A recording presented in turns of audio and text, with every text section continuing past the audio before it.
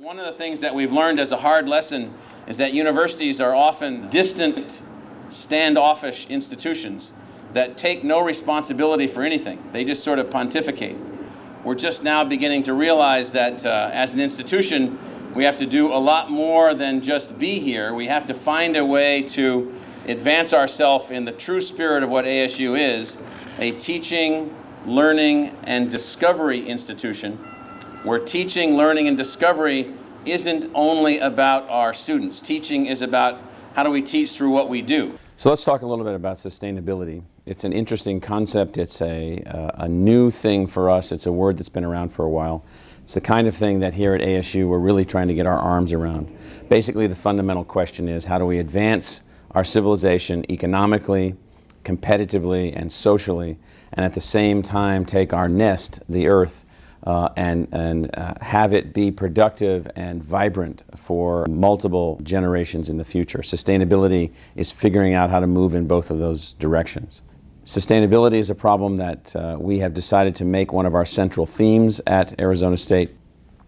In doing this, we create the problem that we want to move toward, which is designing sustainable cities, designing sustainable enterprises, designing sustainable communities, a sustainable planet. So we're taking a design approach and we're bringing to the table literally dozens and dozens of perspectives, dozens and dozens of disciplines. In doing this, we believe that we are creating an environment for new creativity, perspectives that haven't existed in the past, opportunities for intellectual engagement that haven't existed in the past, opportunities for whole new paradigms to be built, not just replacing or updating existing paradigms, but entirely new perspectives. In planning metropolitan Phoenix, we want to see the nighttime heat index reduced. So right now the nighttime temperature has gone up in Phoenix by more than 10 degrees in the last 20 years. That's costly from an energy perspective, it's uncomfortable from a living perspective, it's destructive from an environmental perspective, and it's costly from a water use perspective.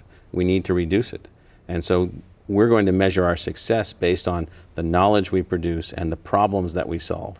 And we're going to try to solve problems right here in our own backyard. How do we actually make our institutions teach sustainability, but how do we do sustainability? So we have this facility here, you can see on a parking structure over there, on other parking structures around the university.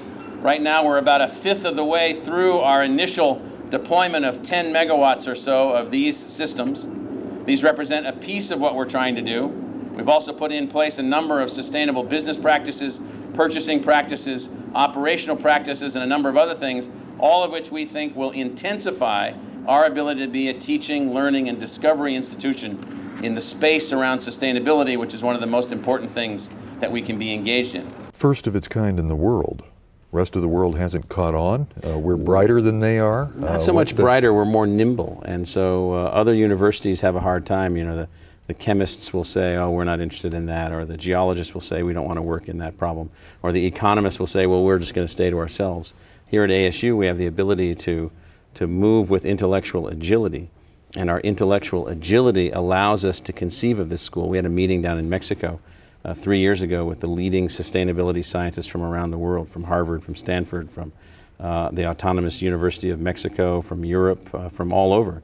And they helped us to design and outline how we might evolve this school. And they also told us when we were done with this 3-day retreat, you need to do this and you need to get it right because it's time for this kind of thing to come about. 300 years ago in New York City, a small group of folks began emerging what was then the first medical school in North America. If you've checked the latest issues relative to various sustainability questions around our planet, we don't have 300 years.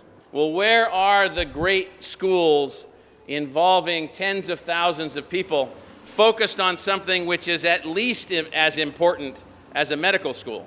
As we open this simple little house, this simple little place where we're advancing the notion of new ways of learning, new ways of discovery on what I think will be an area of focus as great as human medicine for the future of our civilization and the future of this planet.